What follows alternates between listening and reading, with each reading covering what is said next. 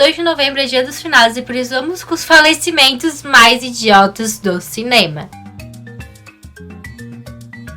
Oi gente, sou a Ana do mais, se inscreva aqui no canal e já deixe seu like. Eu já fiz um vídeo falando dos falecimentos mais tristes, quem quiser ver depois de assistir esse vídeo. E agora vamos para aqueles mais idiotas, poderiam ter sido evitados, que talvez ninguém, assim, faleceria dessa maneira ou faria desse jeito. O primeiro da nossa lista, para variar, é da Disney. E não tem como eu deixar de lado esse estúdio na lista. E é para dizer justamente sobre a Rainha Má. Eu sei, tudo que ela fez é icônica, uma vilã maravilhosa, mas vamos combinar. O jeito que ela faleceu foi muito do estúpido. Assim, primeiro que ela ficou ali no penhasco, aquele penhasco ali que parecia um pouco fraco, mas ainda segurava o peso dela. Ficou ali, ficou bastante tempo naquele lugar, porque ela não tinha para onde fugir. Tudo bem. E simplesmente nesse momento que ela estava encurralada, os anões indo pegar ela, cai um bendito de um raio, quebra ali o penhasco. Vocês acham mesmo que algo dessa magnitude seria o suficiente para quebrar um penhasco que segurava o peso dela? Sinceramente, eu acho que não. Nem ali com ela se assustando e tal. Eu acho que esse falecimento foi estúpido sim. O jeito que aconteceu pode ser algo bem fora da realidade. Pra uma vilã icônica desse jeito, foi muito, muito estúpido. Até hoje eu não engulo. Até hoje surgem as teorias de que ela está viva. E eu acho que é por conta do jeito que aconteceu. A gente não viu ela ali caída. A gente não viu as coisas acontecendo como foi com o Scar, como foi com o Cleito, como foi com outros. Como foi com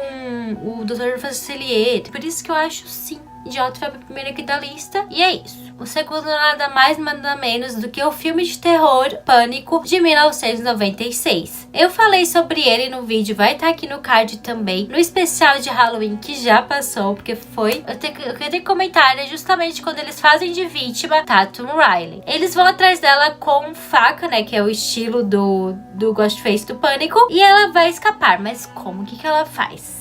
Ela tenta ir para uma janelinha, uma portinha desse tamanho, gente. Muito, muito difícil de passar, sinceramente. E ela fica emperrada ali no meio, ela não consegue ir pra trás nem pra frente. Foi por isso que eles conseguiram levantar ali a porta até ela simplesmente falecer sem poder fazer nada, porque ela não podia mais fazer nada. Foi assim que aconteceu. Falecimento desse jeito, um pouco estúpido. Mas eu penso que ela tava desesperada também, né? Não tem como a gente às vezes tomar atitudes muito racionais estando sob pressão, eu entendo. Mas mesmo assim, foi algo bem memorável, uma das melhores mortes aí mais lembradas desse franquia. E achei que falar aqui pra vocês. Outro que eu tenho que comentar, que eu assisti sim, foi a Era de Tron de Vingadores, em que justamente Mercúrio acaba falecendo de uma maneira que não é tão explicada assim. O poder dele é super velocidade. Vocês entenderam? Ele simplesmente nesse meio todo é atingido por projéteis de arma e acaba sim falecendo. Mas o que a gente não entende é porque ele sendo super ágil, praticamente aí no nível do Flash, ele não desviou dessas armas. Não é quase nada explicado. E foi muito, muito estúpido, porque podia ser outra coisa. Não dá muito pra aceitar. O pessoal não aceitou muito. E por isso que tá aqui na lista. Agora vamos pra uma morte justamente Tartarugas Ninjas. E falando sobre o vilão, que muitas vezes aí deveria ser mais adorado que o mocinho. Eu gosto bastante quando eles têm um final assim. Impactou que nesse caso não foi tanto assim. Na realidade, muita gente acha que é um pouco de burrice dele fazer isso. Ele se chama o Destruidor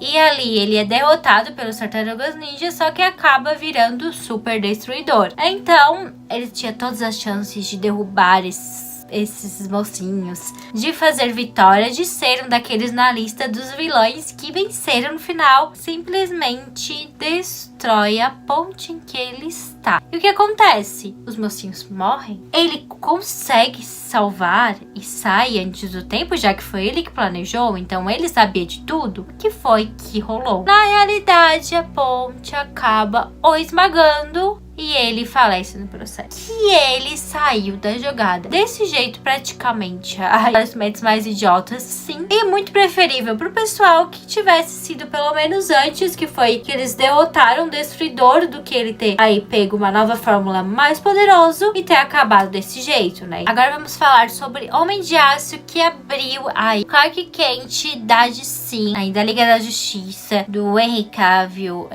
sei lá como que é.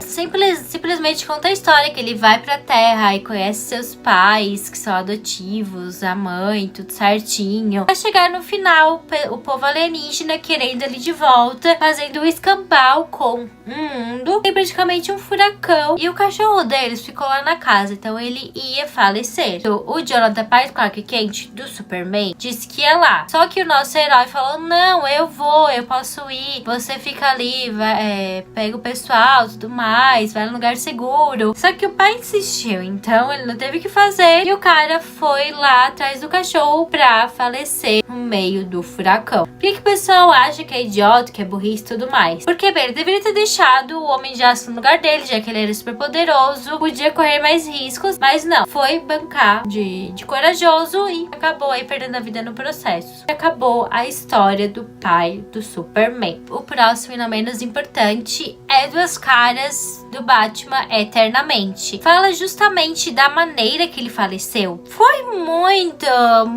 assim, além de imprevisível, foi muito idiota, porque ele era o vilão daquele filme. Podia ter muitas outras maneiras dele ser retirado, dele ser riscado do mapa. Mas o que aconteceu? Como sabem, Duas Caras, então ele faz a jogada do cara e coroa. Sim, o Andrew Chigar copiou dele, ou ele copiou do Andrew Chigar, eu não sei. Mas é isso que estava acontecendo pra decidir se ele ia ou não aí tirar a vida do nosso herói do Batman. Só que nesse processo tava um monte de gente, eles enganam e jogam várias moedas pro ar. Qual será que é a moeda que eu joguei? Qual será que é aquela que vai decidir o destino do Cavaleiro das Trevas? Pelo último fiozinho de vida do nosso vilão, porque ele nessa procura acabou escorregando, faleceu sim. Mas foi assim, gente, não foi com borrado junto. Não, foi assim.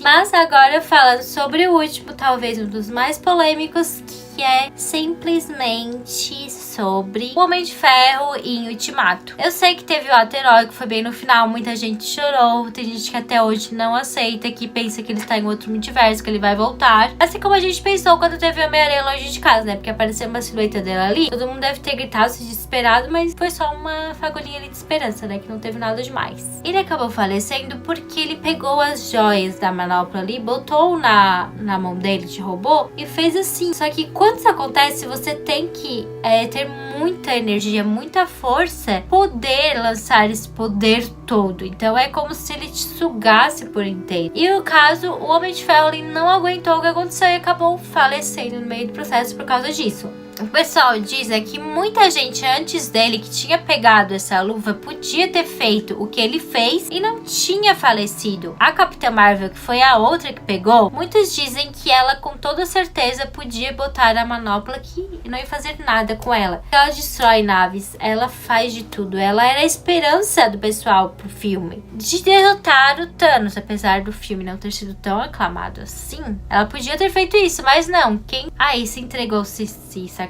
foi o Homem de Ferro. Mas é isso, coisas acontecem, pode deixar idiota, pode deixar burrice. E é assim que eu vou terminar esse vídeo falando sobre, né, muita gente não deve ter gostado de eu relembrar, mas é isso, eu espero que vocês tenham gostado. Muito obrigada pra quem chegou até aqui.